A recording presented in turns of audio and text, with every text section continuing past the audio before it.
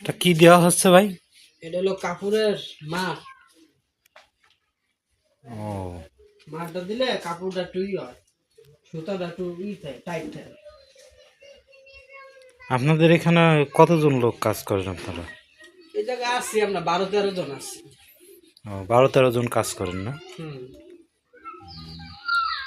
আমাদের আলফাডাঙ্গায় তো জামদানি শাড়ি তৈরি করা এটা হলো নজিরবিহীন। আপনাদের এখান থেকে কোথায় কোথায় যায় শাড়ি?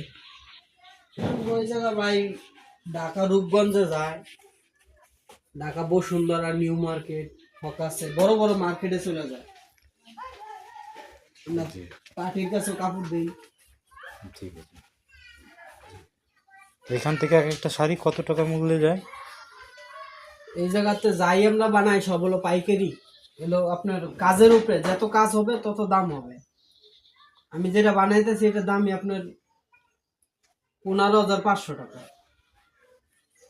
পাইকারি রেট। জি, জি। তা আপনারা কি এখন স্বাবলম্বী এই কাজ করে? হ্যাঁ আলহামদুলিল্লাহ, এই কাজ করে আল্লাহ দিলে ভালোই, মোটামুটি আল্লাহ চালাইতেছে। বউগুলা মানে বউগুলা মানে ভালোই আছি আল্লাহ দিলে।